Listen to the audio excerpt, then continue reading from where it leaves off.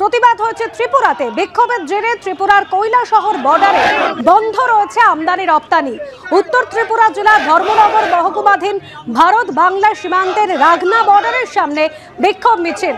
পরে সীমান্তরক্ষী আধিকারিকরা আন্তর্জাতিক সীমান্ত সিল করে দেন।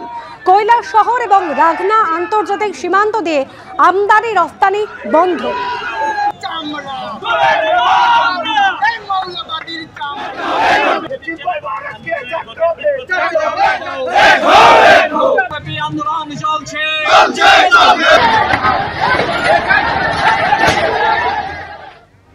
ইসকনের সন্ন্যাসী গ্রেফতারের প্রতিবাদে কলকাতায় যখন প্রতিবাদ আশ্রয় পড়েছে, শুধুমাত্র কলকাতা নয়, প্রতিবাদ হচ্ছে রাজ্যের বিভিন্ন জায়গাতে। শিলিগুড়ির ছবি রেখেছে আপনাদের সামনে। শিলিগুড়িতে বিক্ষোভ বঙ্গীয় হিন্দু জাগরণের।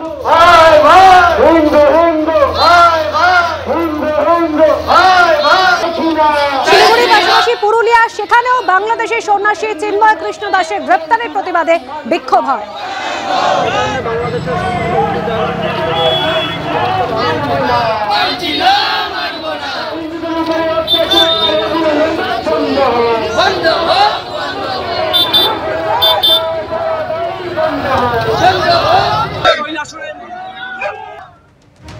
অশান্ত যখন বাংলাদেশ, তখন বাংলাদেশে ইসকনকে নিষিদ্ধ করতে স্বতঃপ্রণোদিত হয়ে আদালত কোনো নির্দেশ দেবে না।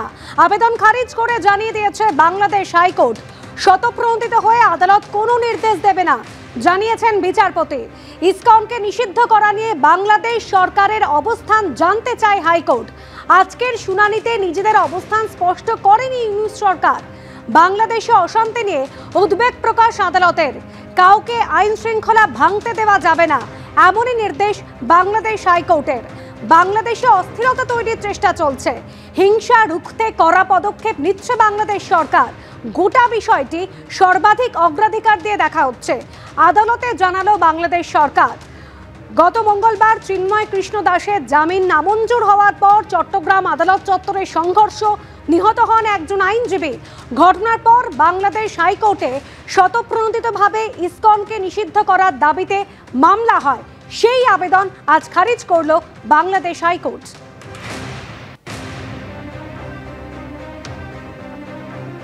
বাংলাদেশে কট্টরপন্থীদের নিশানায় ইসকন। বাংলাদেশের বর্তমান পরিস্থিতি ভয়ঙ্কর। হিন্দুদের ওপর টানা আক্রমণ চলছে, বলছেন ইসকনের ভাইস প্রেসিডেন্ট। আপনারা জানেন কি বাংলাদেশে ইসকনের অনেক মন্দির আছে, 100 থেকে বেশি সেন্টার আছে।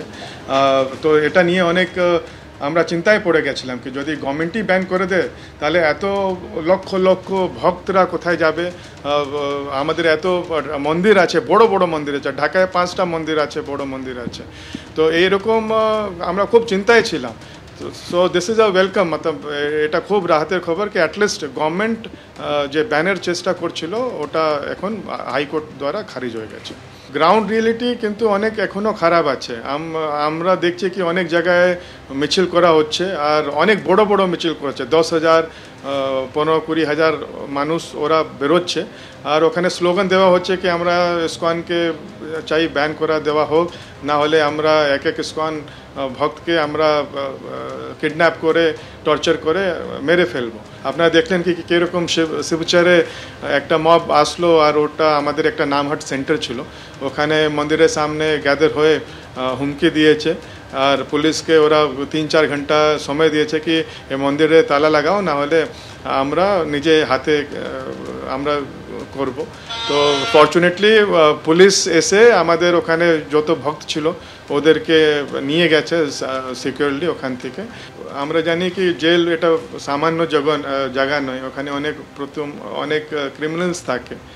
তো এটা তো স্বাভাবিক বিচার। আর যে ব্রহ্মচারী যে সাধুর জন্য একটা জেলের ভেতরে এটা সামান্য জায়গা না, খাবার অসুবিধা, সব কিছু করা অসুবিধা, ইভেন ও খেতেও পারবে না।